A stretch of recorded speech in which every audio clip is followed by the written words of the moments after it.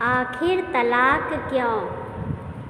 आज अभिनव पूरे 10 वर्ष का हो चुका है। जहां उसे अपने जन्मदिन आने की खुशी थी तो उसके दिल में यह कशमकश बना हुआ था कि आने वाले बर्थडे पार्टी में उसके मम्मी पापा साथ होंगे या नहीं।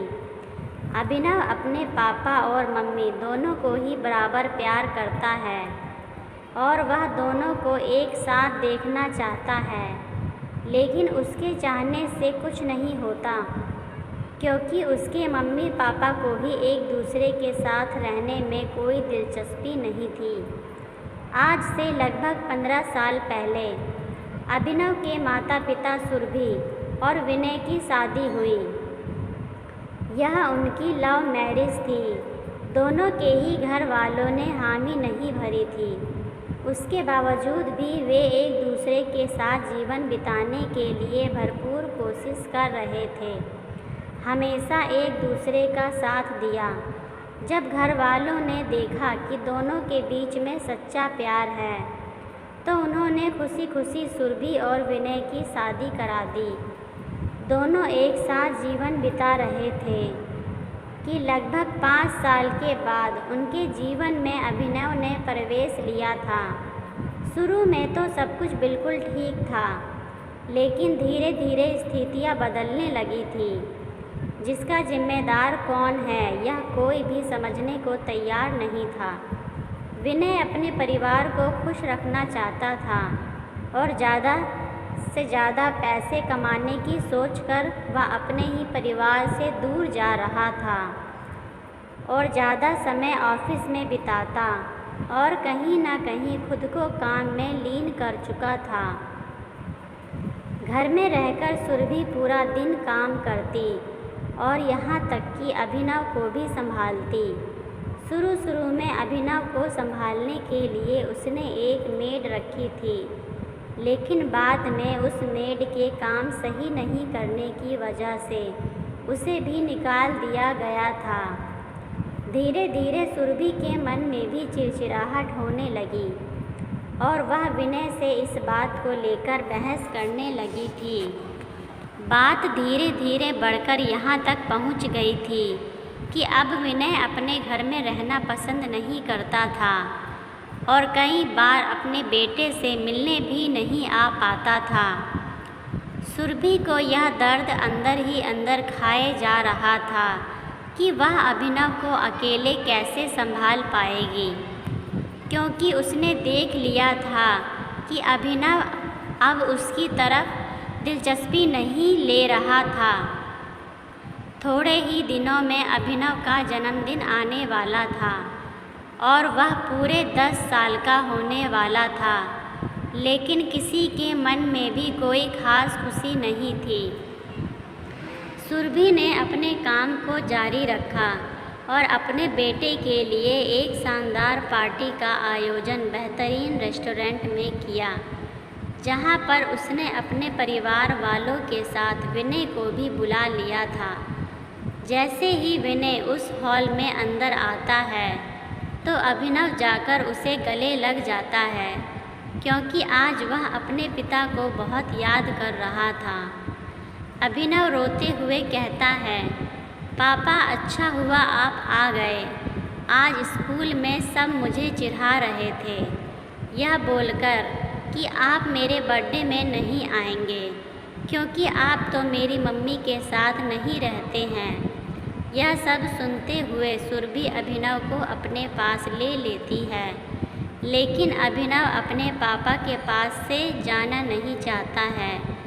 अब वह अपने पापा के साथ ही केक कटिंग करता है और अपने दोस्तों से भी मिलवाता है।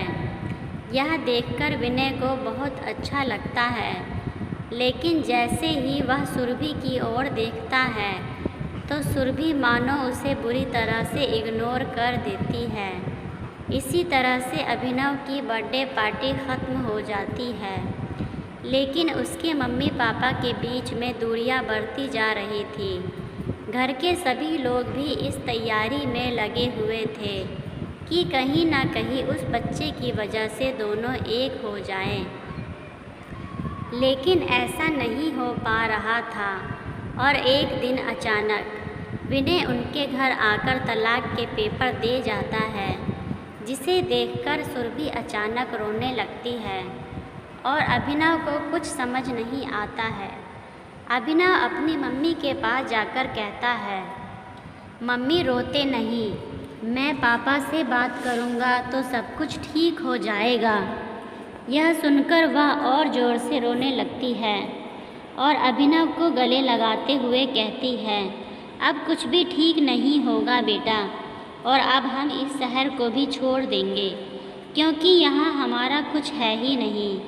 अभिनव के लिए यह समझना आसान नहीं था, लेकिन उसने उन तलाक के पेपर को देख लिया और कुछ समझने की कोशिश की। आधुनिक समय में तलाक का नाम हर कोई जानता है और उस छोटे से बच्चे को भी इसकी समझ हो चुकी थी कि उसके मम्मी पापा से अलग होने का निश्चय कर दिया है। इस बात को 2 ही दिन हो पाए थे कि अचानक उनके घर में विनय आ जाता है और विनय का हाथ पकड़कर अभिनव उसे सोफे में बिठाता है और प्यार से कहता है, पापा आखिर तलाक क्यों लिया जाता है? मम्मी तो कुछ बता नहीं रही है, आप ही बता दीजिए। अब तो मैं बिग बॉय हो गया हूँ और मैं घर की हर जिम्मेदारी उठा सकता हूँ, लेकिन फिर भी बिग बॉय को भी गॉडफादर की ज़रूरत पड़ती है और मेरे गॉडफादर तो आप ही हैं। मैंने कहीं पढ़ा है कि जब तक बच्चे के सिर पर माता पिता का हाथ नहीं होता तब तक वह सफलता प्राप्त नहीं करता, और मैं अपने जीवन में सफल होना चाहता हूँ और आप लोगों का नाम रोशन करना चाहता हूँ। ऐसे में अगर आप हमसे अलग हो गए और हम दूसरे शहर चले गए तो मैं सफल नहीं हो पाऊँगा। उसकी प्यार भरी बातों को सुनकर विनय की आंखों में आंसू आ गए और विनय ने मन में सवाल खुद से किया, आखिर तलाक क्यों? दूर से खड़ी सुरभि अपने बेटे की बात को सुन रही थी और समझने की कोशिश कर रही थी कि उसके कोमल से मन में क्या असर हो रहा है और जिसका असर आने वाले फ्यूचर में ही दिखाई देगा। अचानक विनय सुरभि के पास जाता है और बड़े ही सहज स्वभाव से कहता है, मैं जानता हूँ कि कमी हम दोनों में थी और गलती भी हम दोनों की, लेकिन हम अपनी गलती की सज़ा इस मासूम से बच्चे को नहीं दे सकते, क्योंकि ना जाने क्यों इसकी प्यारी बातों से आज मेरा दिल भर दिया और मैं कुछ कहने के लायक नहीं रहा। हमें इस बारे में फिर से सोचना होगा। सुरभि ने भी हाँ में सिर हिलाया और कहा, तुम सही कहते हो। आखिर यह तलाक क्यों होना चाहिए? तुम्हें याद है हमने कड़े संघर्ष के बाद एक दूसरे का साथ प्राप्त किया था और फिर हम कितना खुश थे। अचानक यह बात कहाँ से आ गई कि हम एक दूसरे से दूर हो गए और आज हम इस मुकाम पर खड़े हैं कि हमें एक दूसरे से अलग होना पड़ेगा। तभी उनकी बात में शामिल होकर अभिनव ने कहा, मुझे भी समझ नहीं आ रहा है आखिर तलाक होता क्या है और क्यों मेरे मम्मी पापा एक साथ नहीं रह सकते। अब दोनों पति पत्नी उस मासूम से बच्चे के सवाल का जवाब नहीं दे पाते और फैसला लेते हैं कि अपनी ज़िंदगी को उस बच्चे के लिए एक साथ बिताएंगे। जब दोनों एक साथ रहने लगे तो उन्होंने यह महसूस किया कि गलती चाहे किसी की भी हो, लेकिन उसमें भागीदार दोनों ही थे। अगर दोनों ही बैठकर अपने सारे गिले शिकवे दूर कर लिए होते तो कोई भी दिक्कत नहीं होती और इस प्रकार का समय भी नहीं देखना पड़ता। आज अभिनव बहुत खुश है क्योंकि वह अपने मम्मी पापा के साथ छुट्टियों में बाहर घूमने जाने वाला है और फिर हमेशा वे लोग साथ में ही रहेंगे। कई बार ऐसा होता है कि हमारे सामने स्थिति को हम समझ नहीं पाते और उसके सही तरीके से फैसले नहीं ले पाते। ऐसे में बाद में हमें गलती का पछतावा होता है और हम कुछ भी नहीं कर पाते हैं। आज के समय में तलाक के मामले बढ़ते जा रहे हैं, जिसका सीधा असर परिवार पर पड़ता है। ऐसे में अगर समझदारी से काम लिया जाए तो होने वाली किसी भी परेशानी से पहले ही निपटा जा सकता है। दोस्तों, उम्मीद है यह कहानी आपको अच्छी लगी होगी।